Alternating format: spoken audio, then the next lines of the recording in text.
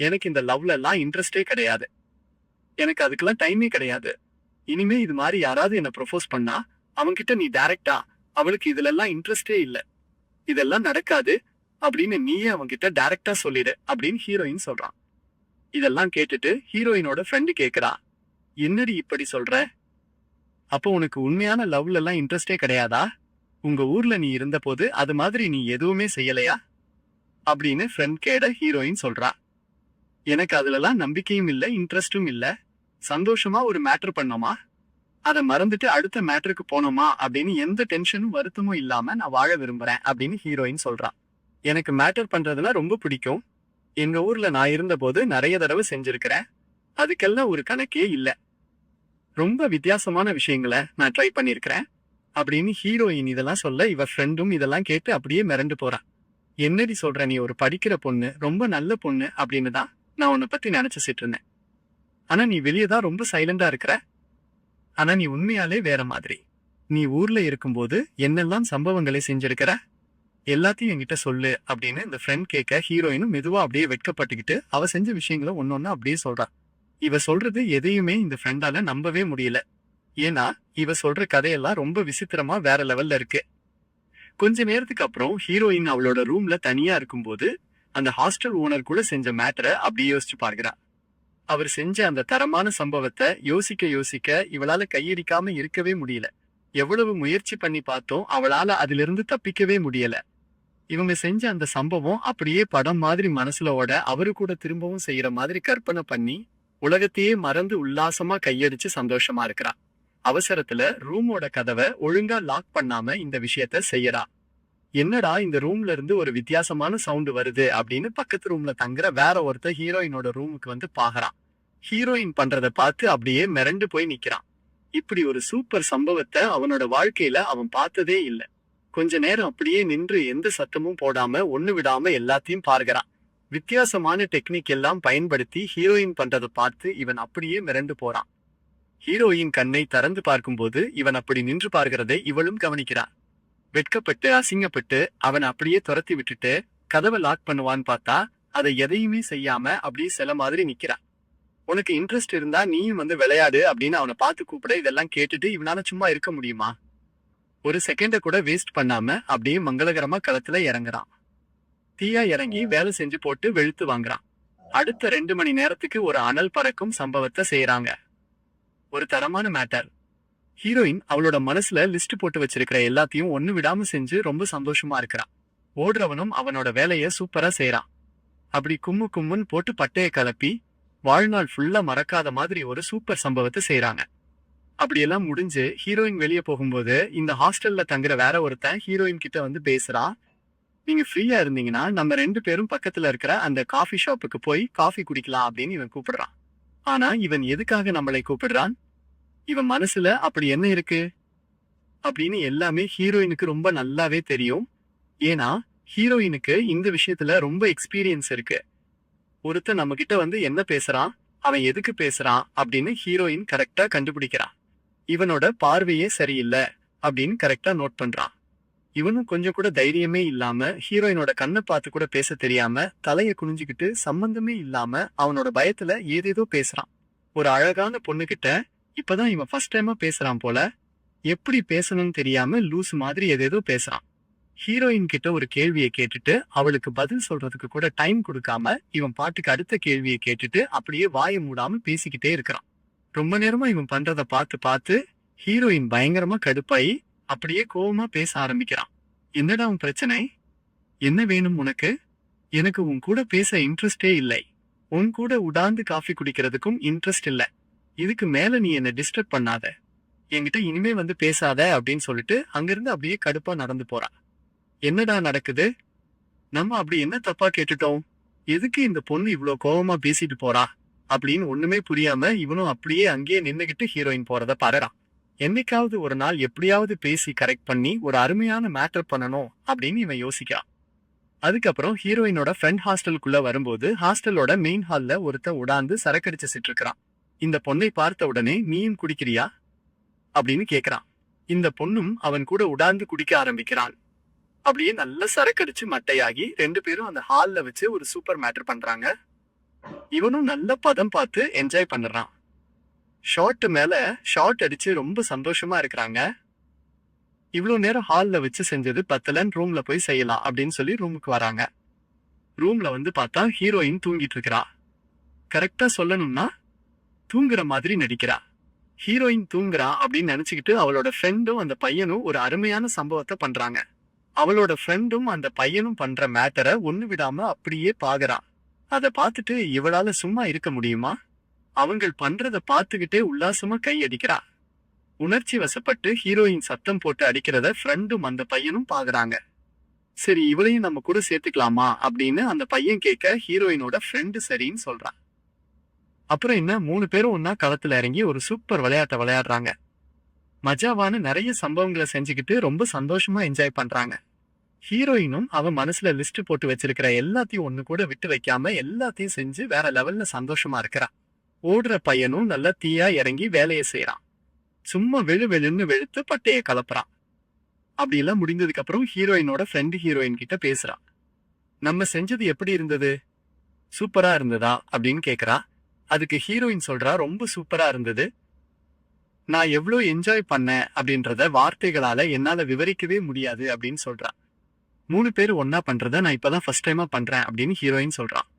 இதை செஞ்சதுக்கு அப்புறம் நார்மலான மேட்டர்லாம் உனக்கு பிடிக்காது, அதெல்லாம் ரொம்ப போர் அடிக்கும் அப்படின்னு ஹீரோயினோட ஃப்ரெண்டும் சொல்றா. இன்னைக்கு சாயந்தரம் நம்ம இதை திரும்பவும் ட்ரை பண்ணணும் அப்படின்னு சொல்றா. இந்த ஹாஸ்டல்ல இன்னும் நிறைய பேர் இருக்கானுங்க, நம்ம செய்யும் போது அவனுங்களையும் கூப்பிடலாம் அப்படின்னு இவங்க பேசிக்கிறாங்க. எல்லாருமா சேர்ந்து விளையாடுனா அது இன்னும் சூப்பரா இருக்கும் அப்படின்னு ஹீரோயினோட ஃப்ரெண்டு சொல்றா. அது எப்படி உனக்கு கரெக்டா தெரியும்? நீ இதெல்லாம் ட்ரை பண்ணிருக்கிறியா அப்படின்னு ஹீரோயின் கேட்க ஃப்ரெண்டு சொல்றா. நான் இங்க படிக்க வர்றதுக்கு முன்னாடி என்னோட கிராமத்துல நான் இது மாதிரி நிறைய விஷயங்களை ட்ரை பண்ணிருக்கிறேன். ரொம்ப வித்தியாசமா மேட்டர் பண்றதுல எனக்கு நிறைய எக்ஸ்பீரியன்ஸ் இருக்கு அப்படின்னு சொல்றான். ஏய், என்னடி சொல்ற? உனக்கு தெரிஞ்ச எல்லா வித்தியாசமான விஷயங்களையும் நானும் கத்துக்கணும், எனக்கும் எல்லாம் சொல்லி கொடு அப்படின்னு ஹீரோயின் கேக்குறா. அப்படி இவங்க பேசிட்டு இருக்கும்போது ஹீரோயினோட ஃப்ரெண்டு கேக்குறா, நீ இந்த ஹாஸ்டல்ல சேர்ந்ததுல இருந்து நான் ஒரு விஷயத்த நோட் பண்றேன். நீ டைம் கிடைக்கும் போதெல்லாம் நல்ல கையடிக்கிற, யாருமே உன்னை பார்க்கல அப்படின்னு நீ நினைச்சுக்கிட்டு பண்ற. ஆனா அது ரொம்ப பெரிய தப்பு. நீ அப்படி அடிக்கிறது எல்லாருக்குமே தெரியும். நாங்கள் எல்லாருமே அதை பத்தி தான் பேசுறோம் அப்படின்னு ஹீரோயினோட ஃப்ரெண்டு சொல்ல, இதெல்லாம் கேட்டு ஹீரோயின் அப்படியே மிரண்டு போறான். எல்லாத்தையுமே ரகசியமா தான் பண்றோம், யாரும் பார்க்க மாட்டாங்க, யாருக்குமே இதெல்லாம் தெரியாது அப்படின்னு நினைச்சுக்கிட்டு பண்ணா இங்க இருக்கிற எல்லாருக்குமே நம்ம விஷயம் தெரியுமே அப்படின்னு யோசிக்கும் போது ஹீரோயினுக்கு அப்படியே அசிங்கமா இருக்கு. நீ ஏன் இப்படி இருக்கிற? எப்ப பார்த்தாலும் ஏன் கையடிக்கிற அப்படின்னு ஹீரோயினோட ஃப்ரெண்டு திரும்பவும் கேடுறா.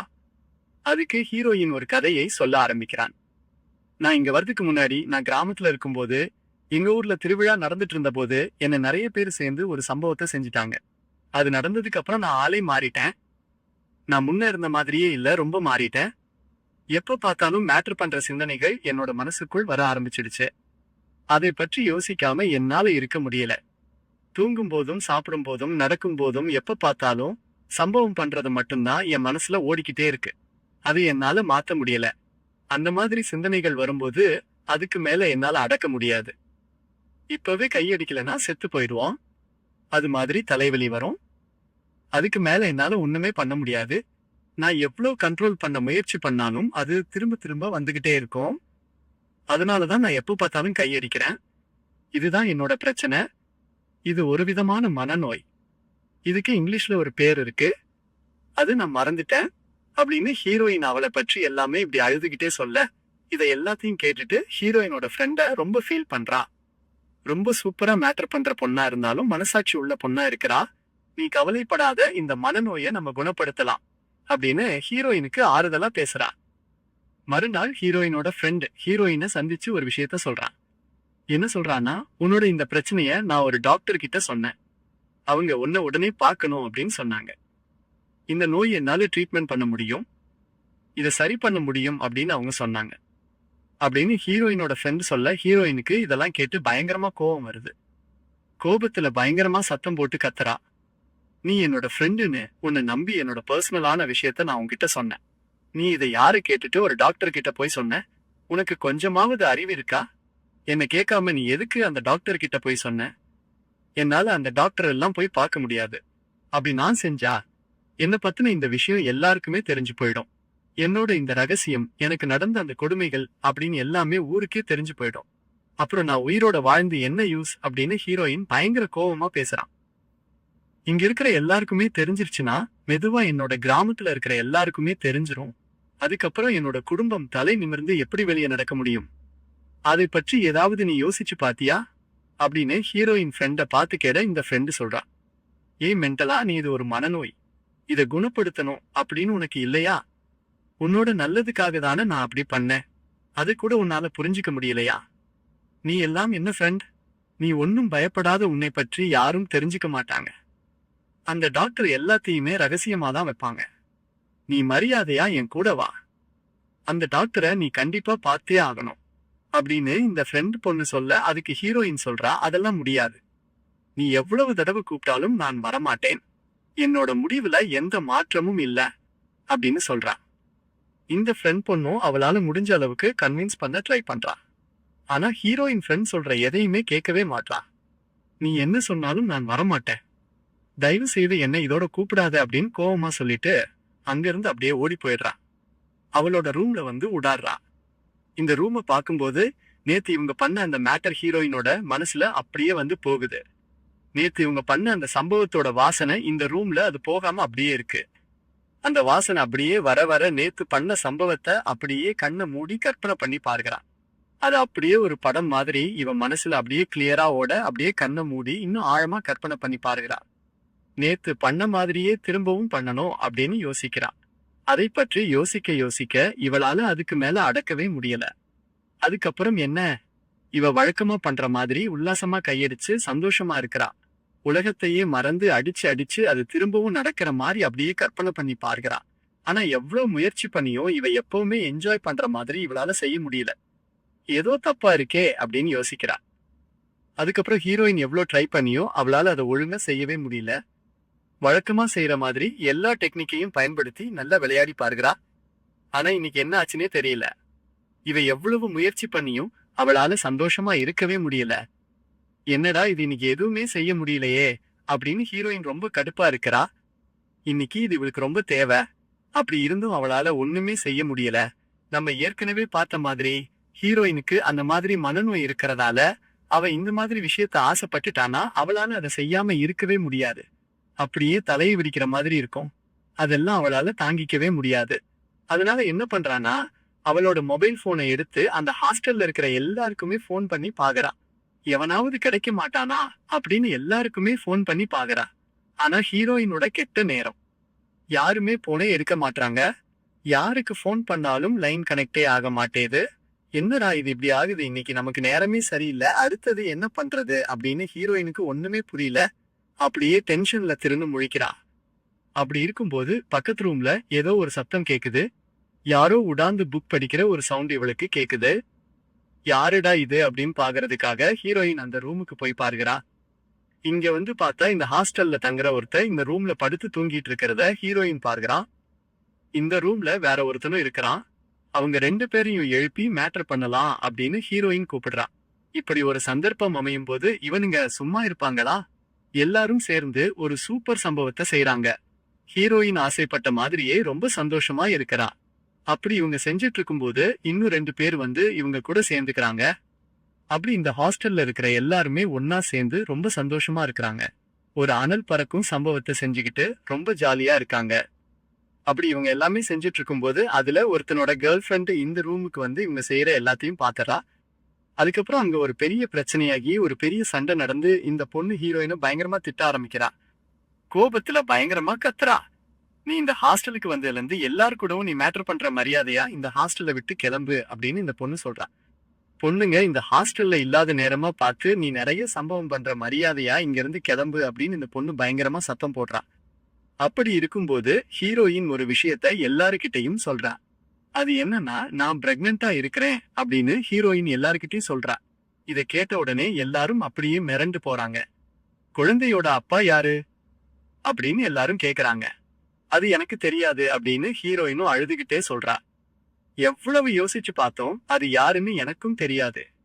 தயவு செய்து அதை மட்டும் என்கிட்ட கேட்காதீங்க அப்படின்னு சொல்லி ஹீரோயின் தேம்பி தேம்பி அழுவுறா. திடீர்னு இப்படி ஒரு குண்ட தூக்கி போடுவான்னு அந்த ஹாஸ்டல்ல யாரும் எதிர்பார்க்கவே இல்ல. சிட்டில தங்கி படிச்சதெல்லாம் போதும், நான் என்னோட ஊருக்கே போறேன் அப்படின்னு சொல்லி ஹீரோயின் அவளோட சொந்த ஊருக்கே வரா. அவளோட வீட்டுக்கு வந்து அம்மாவை சந்திச்சு நடந்த எல்லாத்தையும் அம்மா கிட்ட சொல்றா. ஹீரோயின் பிரெக்னெண்டா இருக்கிற விஷயத்த ஹீரோயினோட அம்மாவும் தெரிஞ்சுக்கிறாங்க. ஹீரோயினோட தம்பியும் தெரிஞ்சுக்கிறான்.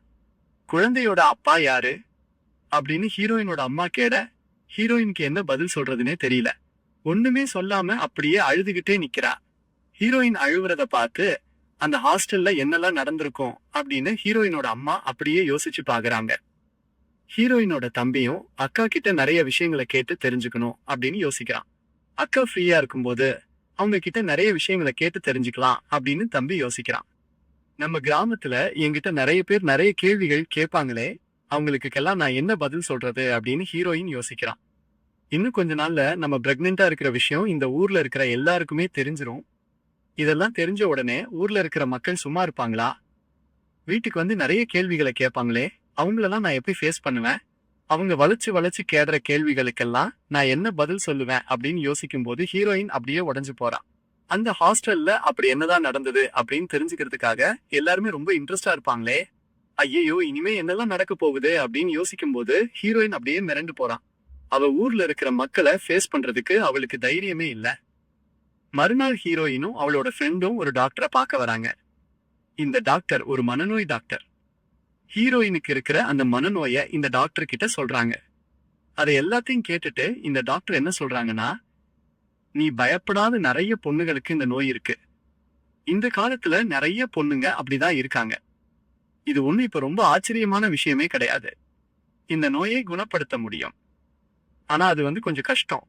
நான் கொடுக்கிற மருந்தெல்லாம் நீ ரெகுலரா சாப்பிட்டு நான் சொல்ற மாதிரி நீ எல்லா ட்ரீட்மெண்ட்டையும் கரெக்டா செஞ்சா உனக்கு இருக்கிற இந்த மனநோயை நம்ம குணப்படுத்த முடியும் அப்படின்னு டாக்டர் சொல்றாங்க. ஆனா இந்த நோயை ஃபுல்லா குணப்படுத்தணும்னா உன்னோட ஃபேமிலியும் உன்னோட ஃப்ரெண்ட்ஸும் உனக்கு ரொம்ப சப்போர்ட்டா இருக்கணும். உன் கூட இருக்கிற எல்லாருமே ரொம்ப சப்போர்ட்டா இருந்தா இந்த நோய் ரொம்ப சீக்கிரமே சரியாயிடும் அப்படின்னு டாக்டர் சொல்றாங்க. நீ பயப்படாத, நம்ம இதை சரி பண்ணிடலாம் அப்படின்னு ஹீரோயினோட ஃப்ரெண்டும் சொல்றான். அப்படியே பல மாசங்கள் ஓடி போகுது. அவ வயித்துல வளர்ற குழந்தைய பெத்த எடுத்து நல்லா வளர்க்கணும் அப்படின்னு ஹீரோயின் யோசிக்கிறான். இந்த குழந்தைய நல்லா படிக்க வைக்கணும் அப்படின்னு யோசிக்கிறான்.